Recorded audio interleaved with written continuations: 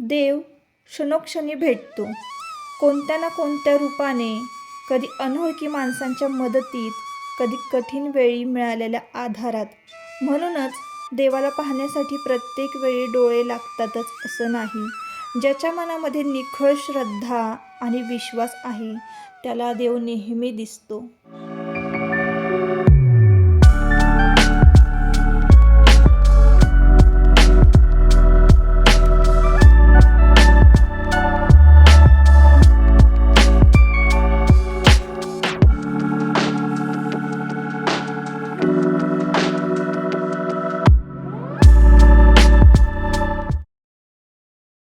Hello, नमस्कार. मी सुप्रिया आणखी एका नवीन ब्लॉगमध्ये आपलं मनापासून स्वागत करते. तुम्हाला आजचा दिवस सुखाचा, आनंदी आणि आरोग्यदायी जावो. तुम्ही जी काही स्वप्न पाहिली असतील ती सगळी स्वप्न तुमची पूर्ण होत.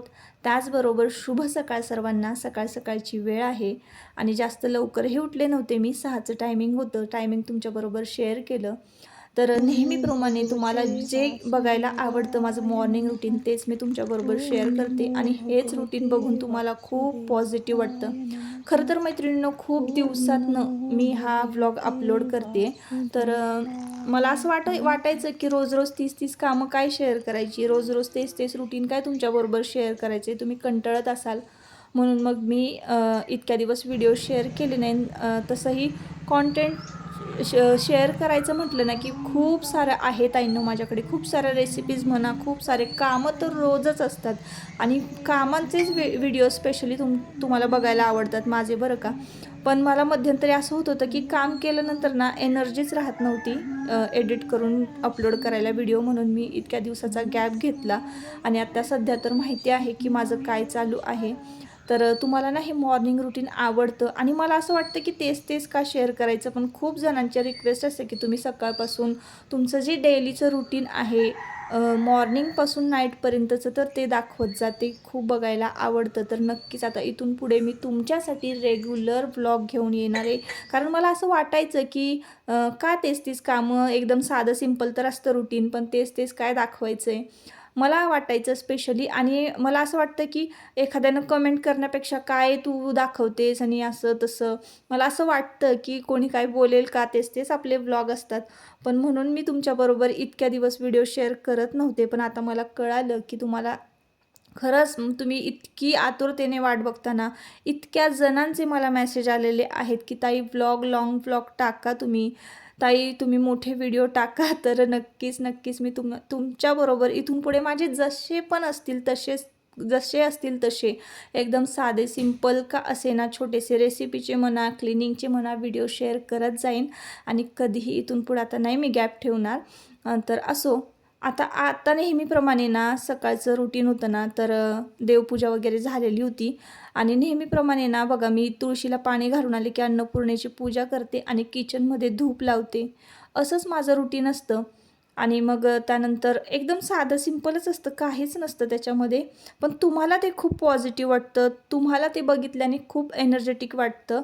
त्याच्यामुळेच मी तुमच्याबरोबर हे सगळं शेअर करत असते. तर साधारणतः ना आता 7-7:30चं टायमिंग होतं आणि घरातले कोणच उठलं नव्हतं. तर मग चला म्हटलं हे जे काम राहिलेलं आहे आपलं कपड्यांचं, तर काय झालं होतं ना, काल रात्री मी तुमच्या दादांच्या सगळ्या जीन्स ना एका टपामध्ये भिजत घातल्या होत्या.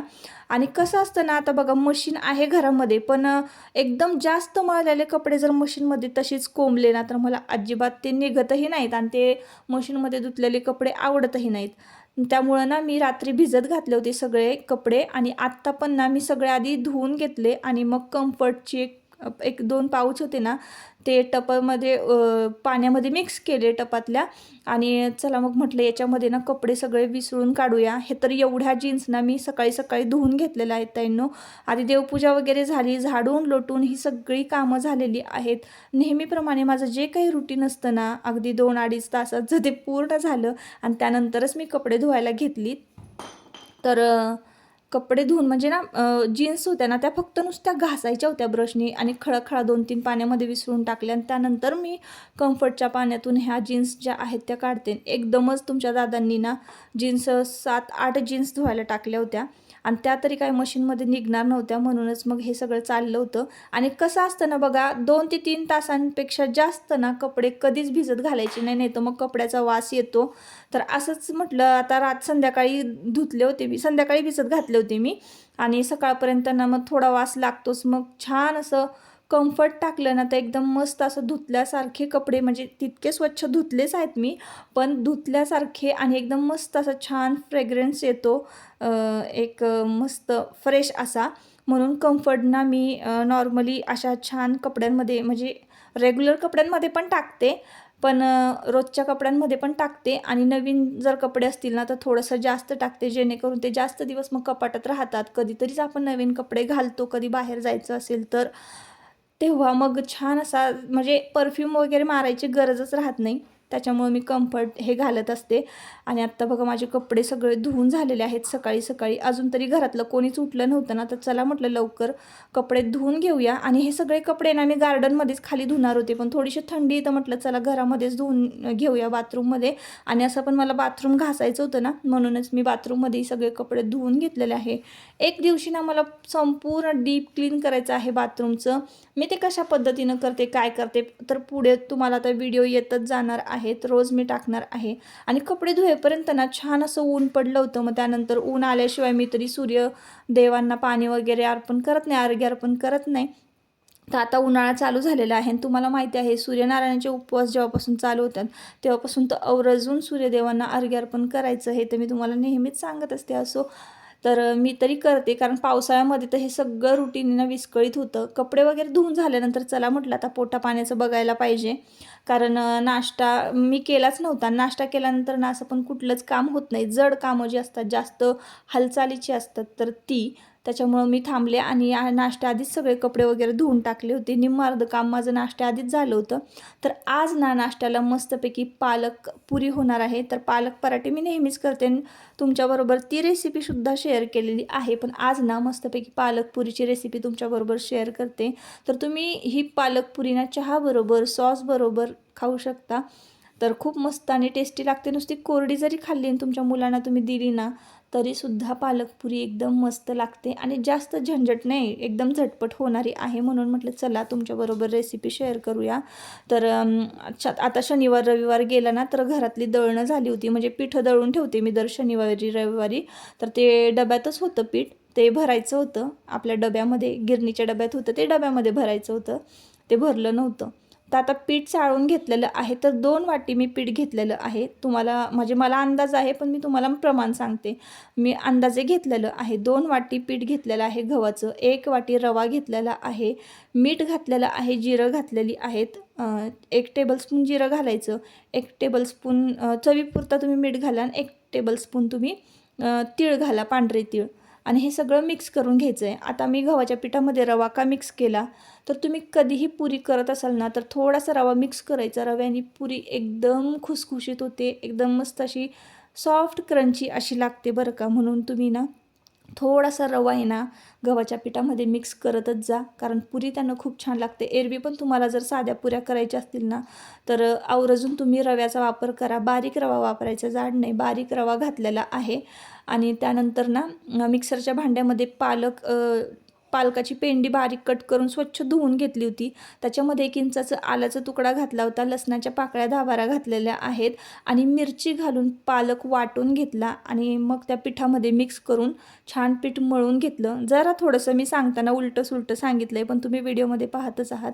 तर अशा पद्धतीनं ना पीठ मळून घेतलं, छान 10-15 मिनटं भिजत ठेवलं आणि पीठ मळून झाल्यानंतर लगेचच गोळे करायला घेतलेले आहेत.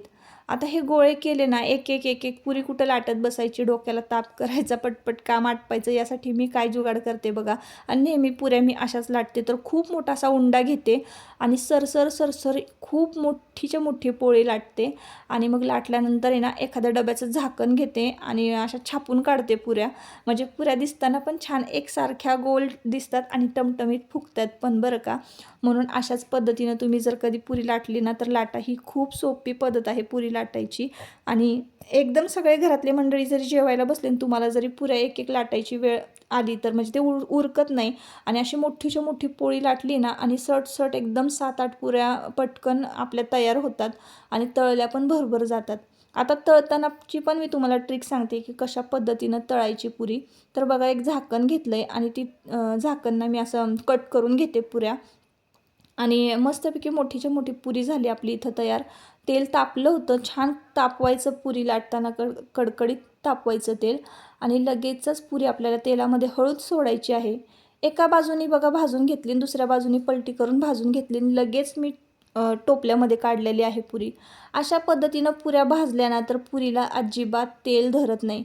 तुम्ही फक्त नुसती आलटी पलटी केली की नाही पुरी म्हणजे पटपट पटपट तर ती फुगणार पण नाही आणि पुरीला जास्त प्रमाणात तेल धरल्या जाईल. म्हणून सोडल्यानंतर एकदा फुगेपर्यंत भाजायची, फुगली की लगेच पलटी करायची आणि एका बाजूने भाजून घ्यायची.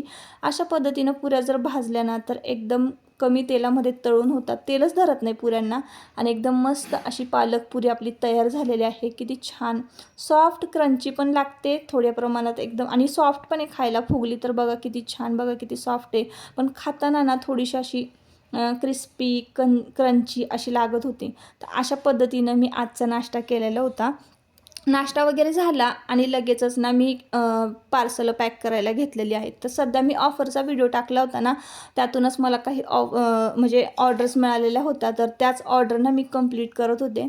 तर इथं तोरणं बघा, तुम्हाला तोरणं दिसत आहेत. तर हे तोरण ना एरवी मी 350 रुपयाला देते. ऑफर प्राईजमध्ये मी 250ला दिलेलं आहे आणि हे चौकट माळा आहेत आजूबाजूच्या, म्हणजे तोरणाच्या आजूबाजूच्या त्या तयार केलेल्या आहेत. तर ही माळकी नाही 80 रुपयाला जोडी आहेत. मी तर तिथे फ्रीज देते बघा कॉम्बो सेटमध्ये.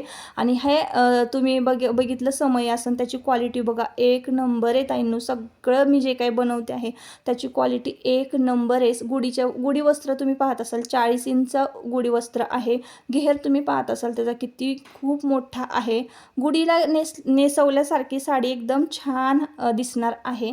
आणि हे सगळं ना हा कॉम्बो सेट आहे गुढीपाडव्याचा. जर तुम्हाला आवडला, तुम्ही जर नवीन कोण पाहत असाल तर नक्की ऑर्डर करा. तर अशा पद्धतीनं ऑर्डर पॅक झाल्या. तर संध्याकाळची वेळ झाली आणि आमच्याकडं का नाही असं ढगाळ वातावरण झालं एकदम. असं वाटतंय की आत्ताच काय पाऊस पडेल की काय लगेचच असं वाटतंय. आणि आज की नाही देवा अजिबात झोपला नाही. सॅटरडे होता, स्कूलमध्ये पण नाही गेला आणि झोपला पण नाही. हे की नाही देवा?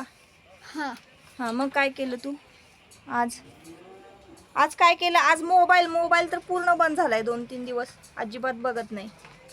हे का नाही?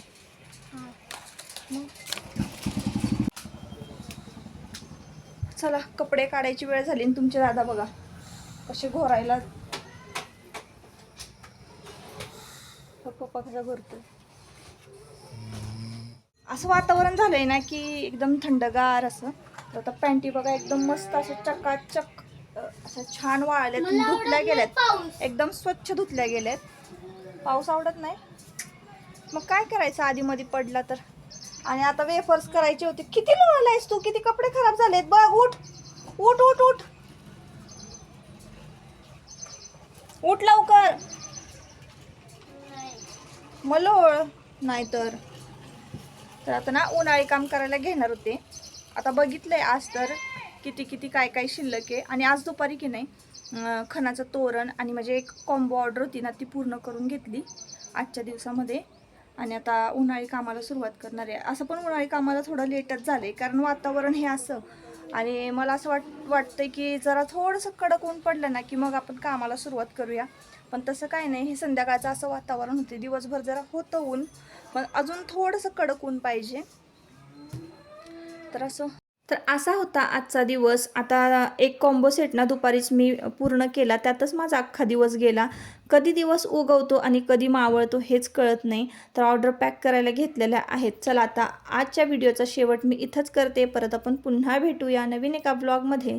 तोपर्यंत स्वतःची काळजी घ्या, मजेत राहा आणि परत भेटूया एका नवीन ब्लॉगमध्ये. ब्लॉग जर आवडला असेल चॅनलला सबस्क्राईब करा आणि व्हिडिओला एक लाईक करा आणि हाईप देखील करा. चला बाय.